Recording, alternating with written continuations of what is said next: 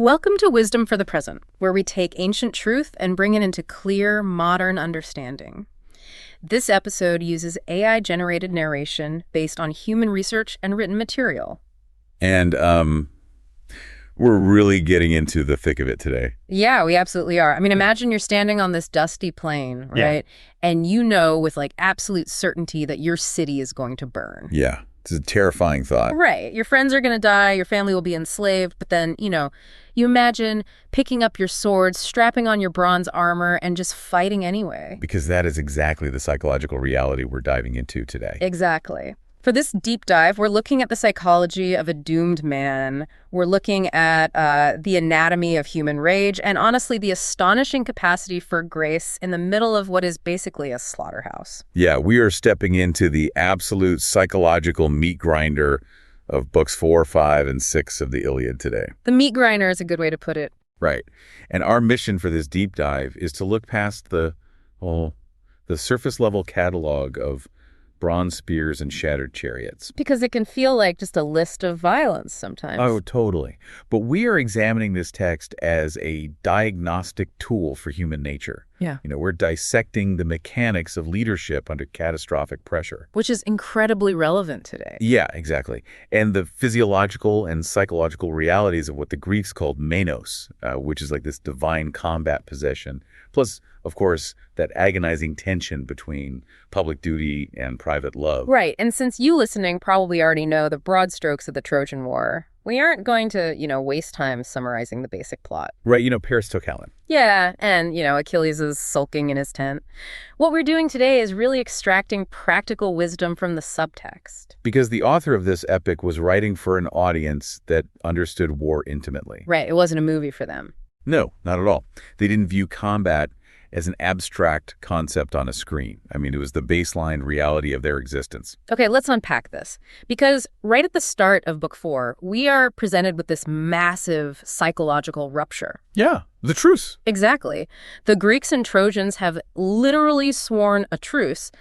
A duel has been fought to settle the war. It seems like sanity has finally prevailed. But it hasn't. No, it hasn't. The social fabric is intentionally and maliciously destroyed. And the destruction of that truce is really a masterclass in the ancient understanding of chaotic external forces. I mean, we go to the divine realm right up to Mount Olympus, and the gods are basically debating the fate of Troy. Like it's a board game. Exactly like a board game. Jupiter suggests sparing the city, but Juno is so consumed by her absolute, just venomous hatred for the Trojans. Which stems from the whole judgment of Paris thing, right? Like a deep ego injury. Yeah, precisely. Yeah. So she offers this terrifying bargain. She tells Jupiter he can raise her 3 favorite cities on Earth to the ground. Mycenae, Argos, and Sparta, right? Yes. She says he can destroy them if he simply permits her to annihilate Troy. Wow. I mean, the terrifying part isn't just the destruction, it's the transactional nature of the violence. It's completely transactional. Right. It's like an ancient framework for understanding why massive geopolitical or economic disasters happen to just normal human beings who are just trying to live their lives. Yeah, think about it from the perspective of an ancient Greek on the ground. A plague, or a sudden market collapse, or the inexplicable breaking of a peace treaty. It feels exactly like the gods trading mortal lives like chips in a poker game.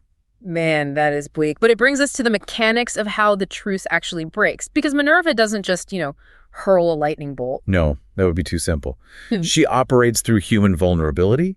She disguises herself, infiltrates the Trojan lines, and she targets Pandarus. Right. She doesn't use magic. She uses psychology. She appeals directly to his vanity, his ambition, and his greed. By whispering about glory, right? Exactly. Glory and physical gifts he'd get from Paris if he just assassinates the Greek king Menelaus right there, right in the middle of the ceasefire. And Homer spends this extraordinary amount of time describing Pandarus's bow. Like, he goes into crazy detail. Oh, yeah, the horn of the mountain goat. Yeah. It's made from the horns of this mountain goat he stalked and killed, and it's polished and capped with gold by a master craftsman. Why do you think he focuses on that? Well, I think it highlights the deliberate, manufactured nature of treachery. Like, this isn't an accident. Pandarus uses the absolute pinnacle of human craftsmanship to shatter human civilization. That's a great way to put it. Yeah, he strings the bow, hides behind his men, and fires the arrow that hits Menelaus. The wound isn't fatal, but it bleeds. And that blood is the death of peace. And the immediate psychological fallout of that bleeding wound is where we get our first really profound leadership study today. Because Agamemnon just completely loses it. He totally catastrophizes. Agamemnon, the commander of the Greek coalition, sees his brother bleeding, and his reaction reveals just the sheer fragility of his authority. He doesn't do any of the things a leader should do. None of them. He doesn't secure the perimeter. He doesn't issue tactical orders.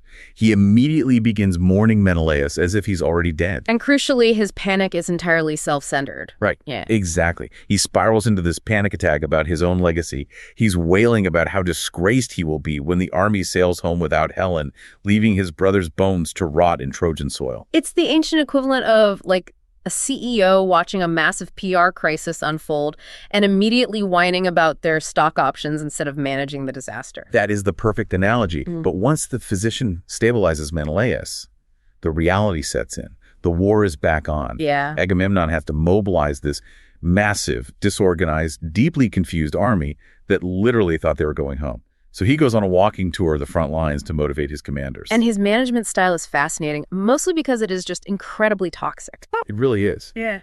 And to understand it, we have to realize Agamemnon operates entirely within what anthropologists call a shame culture, as opposed to a guilt culture. Wait, can you break down the difference for the listener? Sure. In our modern guilt culture, morality is often internalized.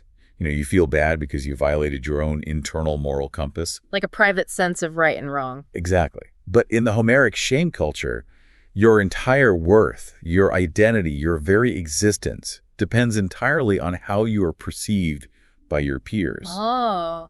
Public esteem, kleos, and time is the only currency that matters. So Agamemnon weaponizes shame.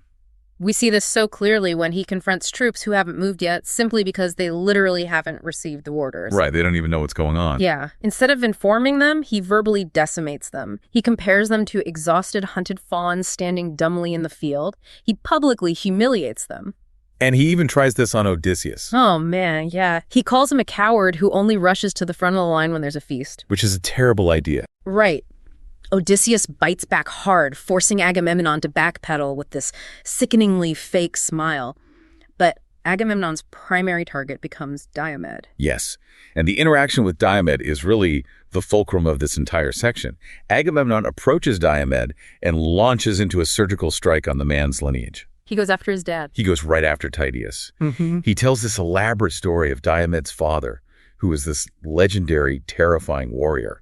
He recounts Tydeus's solo ambushes and diplomatic violence. Building him up just to tear Diomed down. Exactly.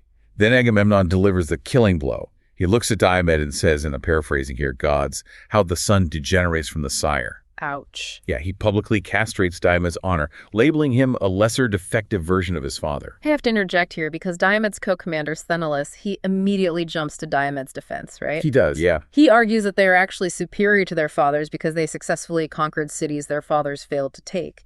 But Diomed shuts Sthenelus down. He does. He absorbs the insult. Right. He accepts the toxic shame. And we have to ask the question, does Agamemnon's terrible leadership actually work? Well, it's culturally corrosive, but tactically, in the immediate short term, it is devastatingly effective. Yeah. Diomed does not internalize the insult as depression. He metabolizes it into pure rage. He is so deeply stung by the accusation of degeneracy that he leaps from his chariot fully armed with a crash that Homer tells us would freeze the blood of a brave man. So Agamemnon essentially triggers a psychological bomb. Yes. He trades long-term trust and loyalty for an immediate, explosive adrenaline spike.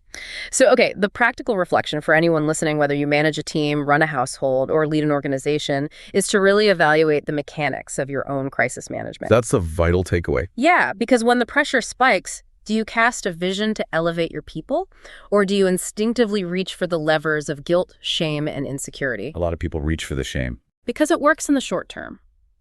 Weaponizing someone's imposter syndrome might get you the quarterly results you desperately need, but you are literally burning down the psychological safety of your team to get it. And that transition from psychological manipulation to physical devastation brings us directly into Book 5. Because the fire Agamemnon lit in Diomed burns completely out of control. Yeah, Book 5 is basically just the Diomed show. It is entirely dedicated to Diomed's Aristeia. In the Homeric tradition, an Aristeia is a warrior's finest hour. It's a period of absolute, unrestrained battlefield supremacy. And it's important we don't trivialize this by comparing it to, like, a video game power-up. What Homer is describing is something profound and genuinely terrifying. Yeah, this isn't Super Mario getting a star. Right, it's the Greek concept of minos. It's the sudden surge of vitality, courage, and almost supernatural strength breathed into a mortal by a god. Athena gives Diomed this minos. She makes the bronze of his helmet and shield literally radiate fire, like the red star of autumn, Sirius. Which they associated with fever and destruction, right? Exactly. What is happening to Diomed is akin to the modern phenomena of hysterical strength, or those extreme, blinding surges of adrenaline documented in modern combat zones. Where soldiers perform physical feats that should be biologically impossible? Yes, completely numb to their own injuries. Athena purges the mortal mist from his eyes, allowing him to perceive the divine machinery operating behind the physical world. She gives him the clarity to see the gods. She grants him the horrifying clarity to see exactly what forces are moving the pieces on the board. And what he does with that clarity is pure butchery. I mean, we really have to address the visceral reality of this text. Homer does not look away from the core. No, he forces you to look at it. When Diomed finally corners Pandarus, the guy who broke the truce in the first place, Pandarus strikes first, hitting Diomed's shield. But Diomed's return thrust, which is guided by Athena, is described with this clinical, forensic precision. At the brutal. It is. The bronze spearhead crashes through Pandarus's nose beside the eye, shatters his white teeth, severs his tongue at the root, and violently exits the base of his chin. Modern readers often recoil from this level of anatomical violence, viewing it as gratuitous. Like, why do we need to know about the teeth and the tongue? Right, feels like too much. But sanitizing war is a modern luxury. And honestly, it's a modern lie. The author forces the audience to confront the somatic reality of Bronze Age combat. He doesn't let you pretend it's clean. Homer makes sure you know exactly what it means to extinguish a human consciousness. Yeah. He almost always names the victim, mentions their father, or references the rich estates they will never see again right before their brains are dashed out on the ground. It's heartbreaking. It is. The poetry insists that you hold the glory of the victor and the tragedy of the vanquished in the same agonizing breath. And Diomed's rampage escalates beyond the mortal realm. Because he can now see the gods, he actually begins attacking the structural pillars of the universe. Yes. Like, he crushes the hip of the Trojan hero Aeneas with a boulder of rock. Yeah. Homer says no two men of our quote-unquote degenerate time could even lift. And then the goddess Venus swoops down to save her son. She wraps her shining white arms around Aeneas and covers him with her ambrosial veil. Right. And Diomed, vibrating with this terrifying Minos, sees the goddess of love intervening on a battlefield, and he doesn't even hesitate. He lunges. He drives his spear right through the immortal veil, tearing the immortal flesh of her wrist. She bleeds ichor, the divine fluid, and drops her son screaming. What's fascinating here is the symbolic weight of this violence. A mortal man, drunk on martial prowess, is literally wounding the concept of love. Wow. I hadn't thought about it like that. Yeah, he is driving away the force of connection and preservation from the theater of war, establishing that in this space, only violence rules. He even turns his spear on the god of war himself. Later in the book, with Athena riding beside him in his chariot, the oak axle literally groaning under the impossible weight of a deity, and a hypermortal Diomed charges Ares. The literal god of war. Yeah. The god of war thrusts his spear, but Athena deflects it, and Diomed drives his spear deep into the bowels of Ares. And Ares screams with the volume of 10,000 men. A sound that darkens the sky itself. Diomed has defeated war personified. But this introduces a massive psychological peril. When you are taking down the giants of your field, when your ambition is totally unchecked and every obstacle crumbles before you, you suffer the illusion of invincibility. You start believing your own hype. You begin to believe that you are the architect of the universe. Between his attack on Venus and his attack on Ares, Diomed makes a fatal miscalculation. He goes after Apollo. He tries to attack Apollo, yes, the god of light, plague, and cosmic order, who is protecting the wounded Aeneas. Diomed charges Apollo 3 times, his shield blazing. But on the 4th charge, Apollo unleashes a voice that shakes the heavens. He says, "Cease. Be wise and see how vast the difference of the gods and thee." He reminds Diomed of the immense unbridgeable chasm between the deathless powers of the divine and the short-lived reptiles in the dust of the earth. It is the ultimate boundary check. It absolutely is. Apollo is diagnosing the fundamental human disease of hubris. Right, because hubris isn't just pride, is it? No, not at all. Hubris is the dangerous, delusionary attempt to overstep the limits of human nature. Even when you are operating at the absolute zenith of your abilities, you are still bound by time, flesh, and fate. So the practical application for us listening is the ruthless practice of discernment. You have to ask yourself, where in your life are you currently pushing past your natural limits? Are you high on your own success? Exactly. Are you trying to battle gods? Meaning, are you trying to violently control things that are fundamentally immune to human agency, like macroeconomic forces, the perceptions of other people, or just the sheer passage of time? Enduring wisdom demands that we recognize our boundaries before our own momentum destroys us. Because the Minos always fades, right? It always fades. Yeah. The adrenaline inevitably metabolizes, the moral mist returns to your eyes, and you are left standing in the mud with the reality of your own fragile humanity. And that exact transition from the zenith of divine violence to the sobering reality of human fragility is brilliantly executed as the narrative shifts into Book 6. The gods abandon the battlefield. Yeah, the supernatural fire dies down. We are left with just exhausted men grinding each other to dust. And right in the middle of this suffocating bloodshed, the narrative gives us a moment of profound, almost surreal grace. This is one of my favorite parts. It's incredible. Diomed, the man who was just stabbing gods a minute ago, comes face to face with a Lycian commander named Glaucus, an ally of the Trojans. They step into the no man's land between the clashing armies. And Diomed, thoroughly chastened by Apollo's warning, checks his opponent's identity first. He learned his lesson. He really did. Yeah. He essentially says, look, if you are a god in disguise, I am not fighting you. I've learned my lesson. But if you are a mortal who eats the fruit of the earth, come closer so I can give you to the darkness. Classic Diomed. But Glaucus's response is one of the most magnificent philosophical meditations in ancient literature. It's beautiful. He doesn't just shout his name. He gives a speech that completely recontextualizes all the violence around them. He says, like leaves on trees, the race of man is found. Now green in youth, now withering on the ground. Another race the following spring supplies. They fall successive, and successive rise. It's poetry that hits you right in the gut. Yeah. So, what does this all mean? Why does a warrior deliver a dissertation on existential transience seconds before a death match? Because Glaucus is actively dismantling the very ideological foundation of the war. These men are out there butchering each other for Kleos, for immortal glory, for a name that will echo in eternity. Right, for fame.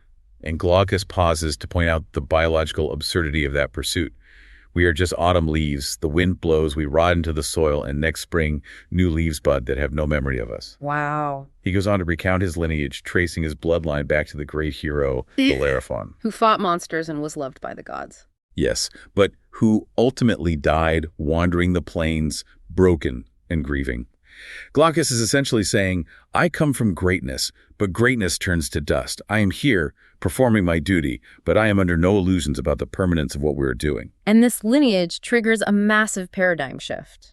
Diomed hears the name Bellerophon, and instead of throwing his spear, he drives the bronze point deep into the earth. He realizes the connection. Yeah, he realizes that his own grandfather, Oeneus, once hosted Glaucus's grandfather, Bellerophon, in his halls for 20 days. They exchanged gifts of friendship, a purple belt, and a golden goblet. This brings us to the sociological mechanism of xenia, or guest friendship. And we really need to understand how critical this was. It was a matter of survival, right? Absolutely. In the late Bronze Age, there were no international embassies. There was no overarching legal infrastructure protecting travelers. If you stepped outside your city-state, you were entirely vulnerable to murder or enslavement. There's no police force to call. Right. So xenia was the survival mechanism. If you took a stranger into your home, shared a meal, and exchanged gifts, you forged a bond that was overseen by Zeus himself. It was a sacred hereditary treaty that bound your families together across generations. So Diomed realizes that the man standing in front of him is his ancestral guest friend.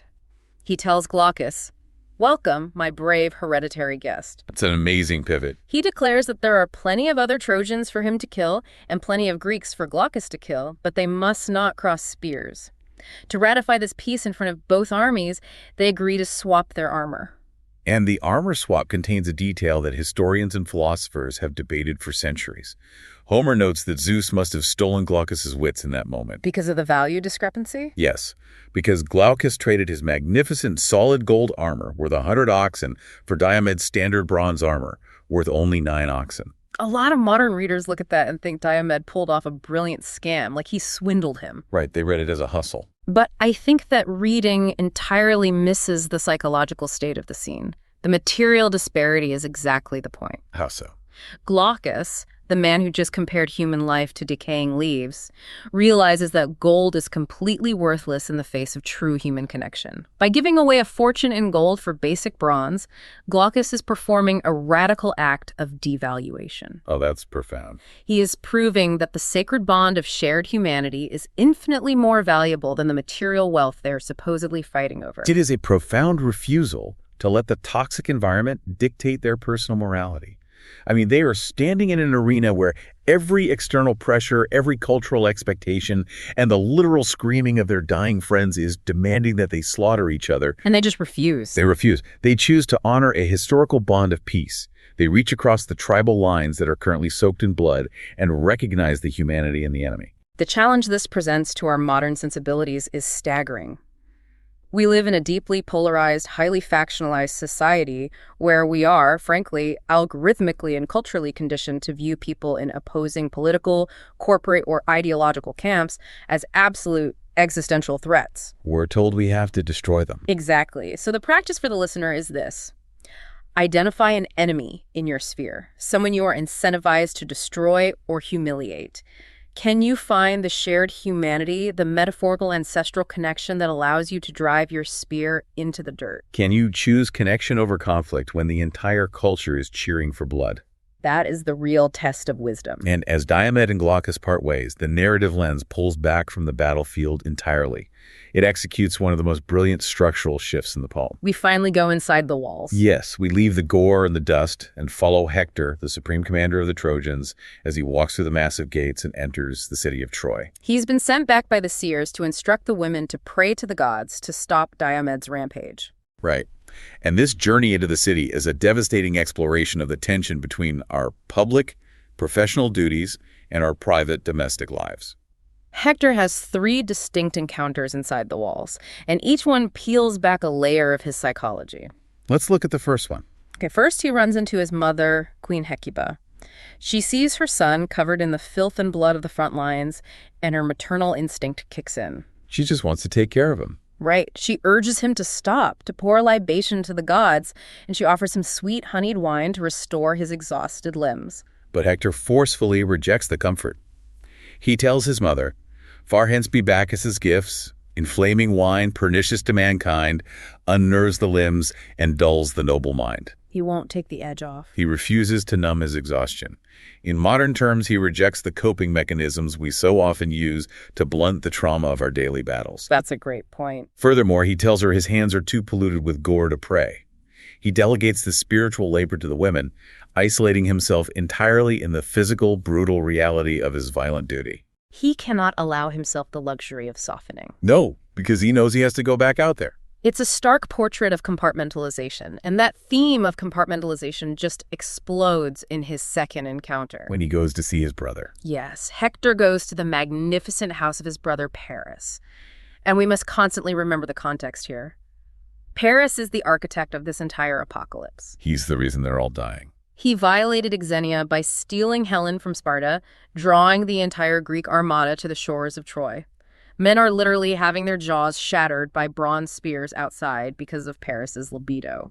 And where does Hector find him? Sitting in his bedroom. Unbelievable. Paris is lounging in his chamber, admiring his reflection in his beautifully polished shield, absent-mindedly plucking his bowstring, surrounded by Helen and her maids. He's completely, pathologically insulated from the consequences of his own actions. Hector's reaction is just visceral disgust. He unleashes a torrent of shame on his brother, pointing out that the city is bleeding to death for his sake while he polishes his toys. Even Helen turns on Paris. Yeah, she expresses this deep, bitter self-loathing for being bound to a man who possesses neither honor nor the capacity for shame.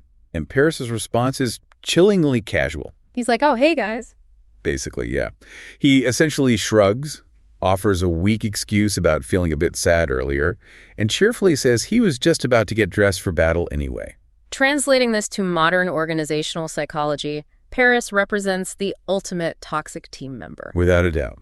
He is the person who initiates a massive crisis through negligence or selfishness and then retreats into a silo of comfort, leaving everyone else to deal with it. leaving the responsible leaders like Hector to bear the crushing, exhausting weight of cleaning up the disaster. Hector's confrontation is born of the deep, isolating fatigue of carrying someone else's catastrophic failures. But the true emotional core of Book 6, and arguably one of the most poignant scenes in all of Western literature, is Hector's final encounter. The meeting with Andromache. He goes looking for his wife, Andromache, but she isn't home. She has run to the city walls in a blind panic because she heard the Trojan lines were breaking. Right, she's terrified. Hector tracks her down, and we find her standing on the ramparts holding their infant son, Astyanax. Andromache's plea to Hector is a masterwork of emotional devastation. She grabs his hand, weeping, and forces him to look at the reality of what his death will mean. Because she's already lost everyone else. Yes. She recounts her own traumatic history, how the Greek hero Achilles slaughtered her father and all 7 of her brothers in a single day. She has no family left. So Hector. She looks at Hector and says, "Yet while my Hector still survives, I see my father, mother, brother, and all in thee." He is her sole connection to the world. And she begs him with perfect tactical logic. Like, she isn't just saying don't fight. She tells him to stay on the defensive wall. She points out a weak spot in the fortifications near the fig tree where the Greeks are massing. She's offering him a way to do his duty safely. Exactly. She is saying, you can fight from here. You can do your duty without throwing your life away in the open plain. If you go out there, you will die, and you will make me a widow and your son an orphan. And this brings us to the agonizing climax of Hector's psychology. Hector listens to her, and his response is the defining statement of the tragic hero. Because he doesn't sugarcoat it. He doesn't offer her false hope at all. He admits, with horrifying clarity, that he knows Troy will fall. He knows the holy walls will be toppled. He knows his brothers will be slaughtered in the dust. But he says the pain of losing his city and his family pales in comparison to the agony of knowing her fate, right? Yes, he knows that when he dies, she will be dragged away in chains by a Greek warlord. She'll be forced to work a foreign loom and carry water like a beast of burden, while men point at her and mock her as the enslaved widow of the great Hector. He literally says he prays the earth covers his dead body before he has to hear her screaming as she is dragged into slavery. It's devastating. But, and here's where I really have to push back hard against the text. Despite knowing that his death will guarantee her enslavement, he refuses to stay on the wall. He chooses to go back. He tells her he must go back to the front lines because he could not bear the shame of the Trojan men and women calling him a coward. He chooses his public reputation over his family's safety. It's a tough pill to swallow for a modern reader. I mean, isn't this the ultimate indictment of a toxic masculine culture? He is sacrificing his wife to sexual slavery for the sake of an abstract, fleeting concept of glory. I see where you're coming from, but that is a very modern, individualistic reading, and I think it fundamentally misreads the ancient mind. Okay, explain that to me. If we connect this to the bigger picture, you have to understand that in the Homeric honor economy, reputation is not an abstract concept. It is your literal existential currency. So it's not just about ego. Exactly. You are applying a 21st century paradigm where a man's primary duty is the localized, private protection of his nuclear family. But in the Bronze Age, if Hector loses his honor, he is socially dead. Ah, I see. He loses his authority to lead, the army loses its morale, and Troy falls that very afternoon. Hector is trapped in a systemic double bind. A no-win situation. Completely. He knows he is doomed, but the societal structure of his world dictates that the only way to validate his existence, the only way to assert his humanity against the incoming darkness, is to face it with unflinching courage. To him, losing his honor is a fate significantly worse than death. Wow. Okay, I see the historical context, but it still forces us into a deeply uncomfortable reflection. Because we may not face bronze spears, but we are absolutely beholden to our own modern honor economies. Oh, without a doubt. The question for the listener is, what walls are you refusing to stay behind because you are terrified of what your peers, your industry, or your social media following will think of you? That's the real modern application. What abstract concepts of success or reputation are you actively prioritizing over the tangible, emotional well-being of the people who actually depend on you? Exactly. And the text provides a brilliant visual metaphor for this exact tension. As Hector is explaining his tragic duty, he reaches out to embrace his infant son. But Astyanax is terrified. He screams and buries his face in the nurse's chest. Because he doesn't see a loving father. He sees a glaring bronze helmet topped with a massive, terrifying crest of horsehair nodding fiercely in the wind. He sees the monster of war. He does. It's an incredibly intimate human detail.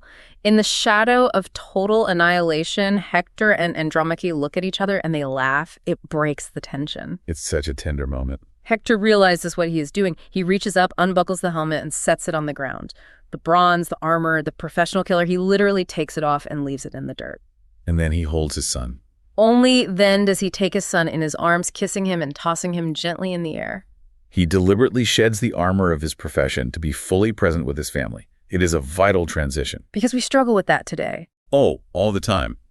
How many of us come home from our own localized battles, carrying the stress, the aggression, the defensive postures of our careers, and fail to take off the helmet? We just walk in the door still wearing it. We walk into our homes still radiating the kinetic energy of our jobs, and we wonder why our loved ones shrink back from us. The discipline of the boundary, the physical and psychological act of setting the armor down before you engage with your family, is an enduring piece of wisdom. And as he holds his son without the armor, Hector does something that shatters the heart of anyone reading it. He prays. He prays to the gods. Yeah. He prays that Astyanax will grow up to be a greater warrior than his father. He prays that the boy will return from victorious battles carrying the bloody spoils of his enemies, and that his mother will see him and rejoice in her heart. It's a beautiful blessing. He speaks this profound, hopeful blessing over the boy's life, hands him back to Andromache, tells her that no man can send him to Hades before his fated time, and then he picks the dark helmet back up, puts it on, and walks away to die. Which leaves us with a final, provocative thought to mull over, one that stretches beyond the immediate text. Because there's a tragic irony here. There is. The prayer is the emotional singularity of the Iliad, because we, the audience, know the mythic history. We know the brutal truth. Astyanax will not grow up. No, he won't. When the walls of Troy finally breach, the Greeks will tear that infant boy from Andromache's arms and hurl him from the very ramparts where this conversation is taking place. Specifically to extinguish Hector's bloodline forever. Yes. We know the prayer is utterly futile. The doom is absolute. And yet he prays it anyway. He prays it anyway. His capacity to hope for a better future, to bless his child, to feel profound love and envision a tomorrow, even while standing on the literal precipice of complete annihilation, that is the ultimate defiance. It really is. It is the defining testament to the resilience of the human spirit. The external world can guarantee your destruction, but it cannot dictate your internal capacity for love. Even when the fate is sealed. Even when the outcome is entirely dark. The act of hoping, the act of loving fiercely in the present moment, is a victory in itself. It proves that our humanity is not erased by the chaos around us. It is defined by how we act within it. That's the heart of this section. This is wisdom for the present, where understanding leads to clarity, and clarity shapes how we see and live. We'll see you in the next episode.